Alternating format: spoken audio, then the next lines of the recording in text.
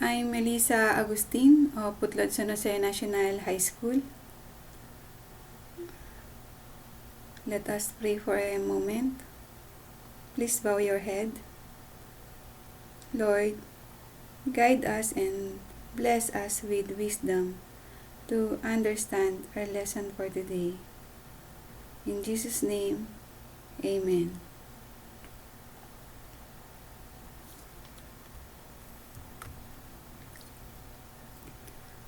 Please keep your things in order. To those who are here today, make sure your class attendance is recorded.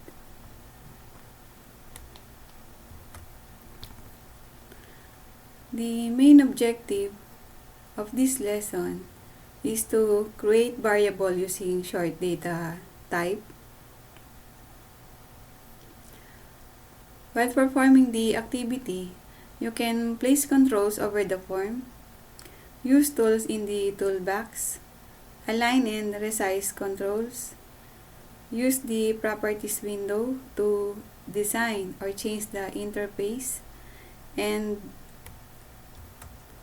change the properties of the controls, change the name of the title bar, and also name your button. Let's have a recall about short data type. First question is short data type store whole number values? Again, is short data type store whole number values?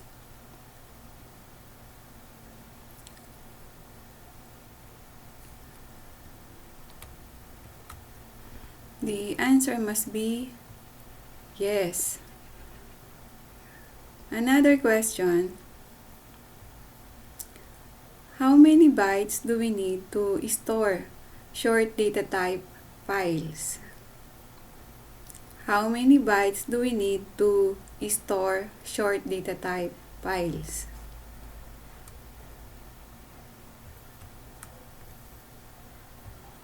It takes 2 bytes or 16 bits storage allocation to store short data type files.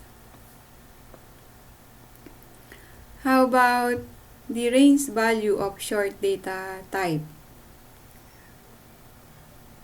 Range value of short data type.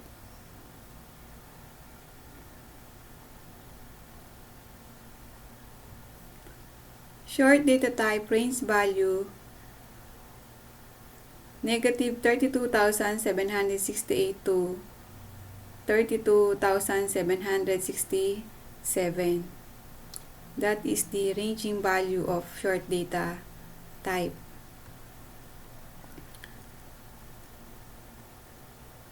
Who can give the definition of a short data type?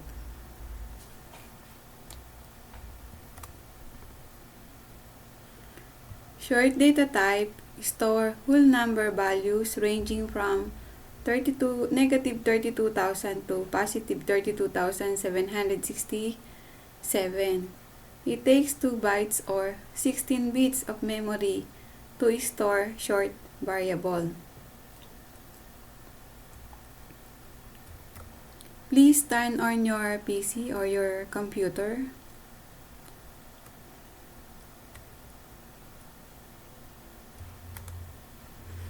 Start Visual Basic. Select Microsoft Visual Basic 2010 Express or any version of Visual Basic.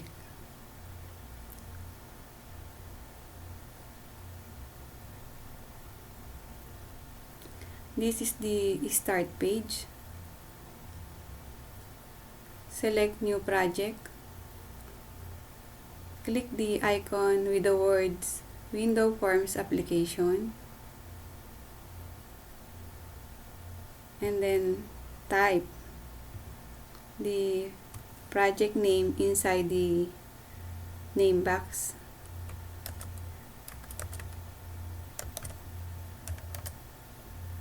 And then tick OK.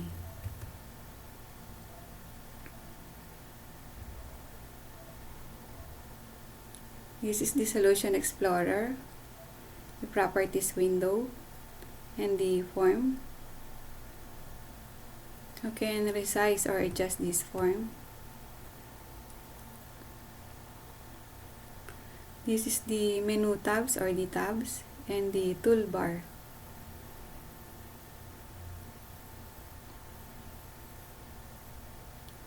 To display the toolbox on the left side of the pane, tick the toolbox and then go to locate the arrow down beside the push pin. Then select Dock to pin the toolbox. Resize and adjust again the form.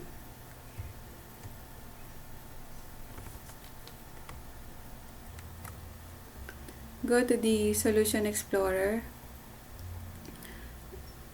Then tick the form1.bb. Rename the form1.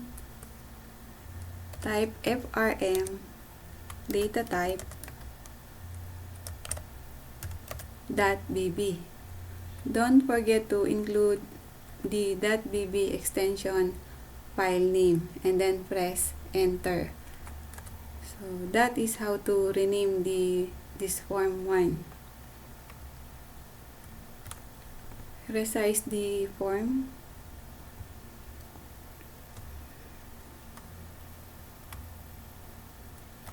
What we're going to do now is to place these controls over this form. But before that, I will show you the table for your reference. So this is the table. You have to change the properties of controls with their respective values. So the first column are the controls, label 1, text box 1, and button 1. For the property, you can locate this in the properties window, the name, text, and font. For the text box 1, we have name and text. For the button 1, we have name, text, and font. In the third column, we have the values. Here, you have to change the value of label 1 into it depends on their name property. You have to tick the name property and then change the value. The same thing with the other tasks in text box and button 1. Please take a screenshot of this table or activity.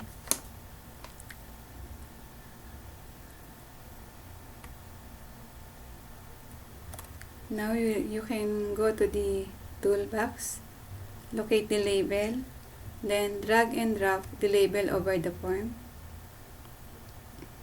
Use the scroll bar to locate the text box, then select, and then drag and drop this again to the form.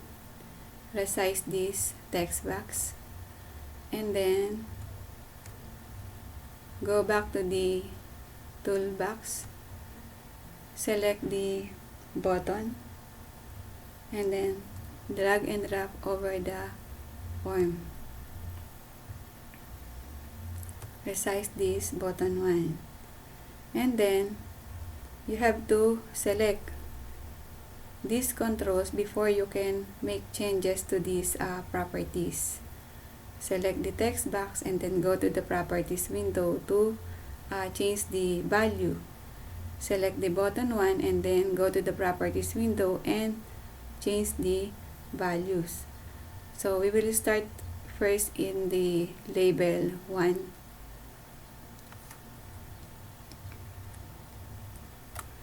Make sure that you select this label control, then proceed to the properties window, locate the name property,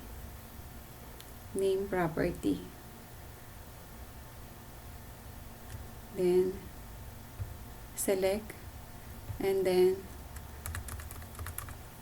enter the value LBL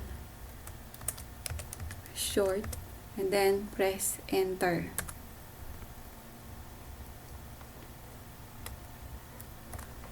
Locate the text property, select, and then type the value or enter the value. Enter an integer value, and then press enter again. Then go to the font property, locate the font property. Here is the font property, and you will notice this button. Just double click this button to display the font dialog box. Then select the type of font, or type here the type of font. Select Georgia. Font style bold, font size is 10, and then click OK.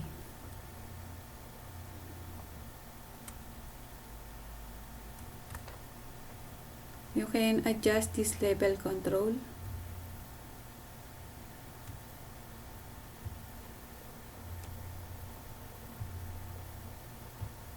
Oh, sorry.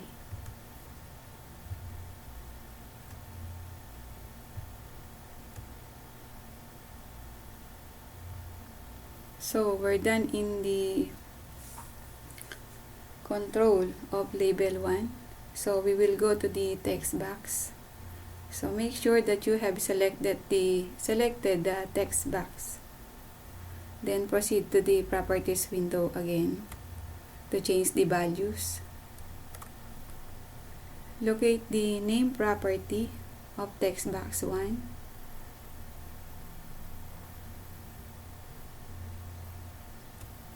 Name text box 1.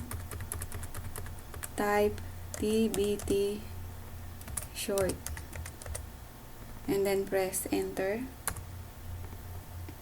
And for the text property,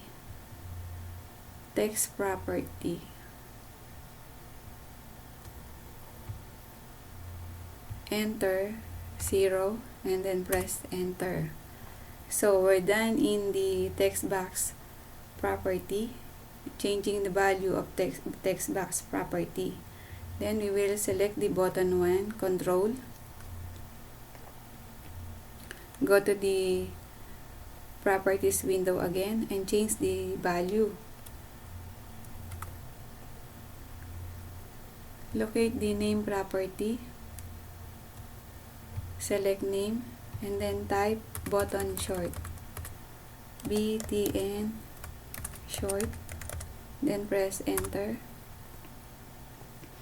And then locate the text property,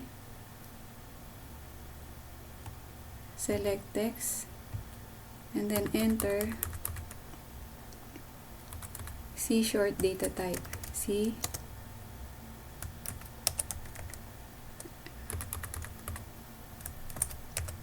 ShortDatatype,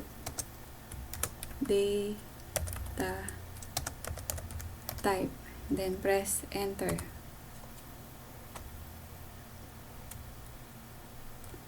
And then the last one, locate the font property. Use the scroll bar and then select font. Then double click again this button. Then select Georgia font. Then bold, font style. Font size is 10. Then click OK.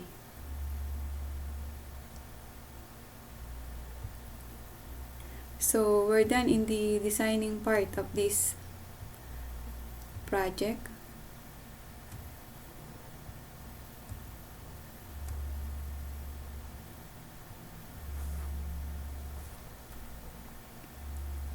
So that is how to place control over the forms and change the values of these different controls in the properties window.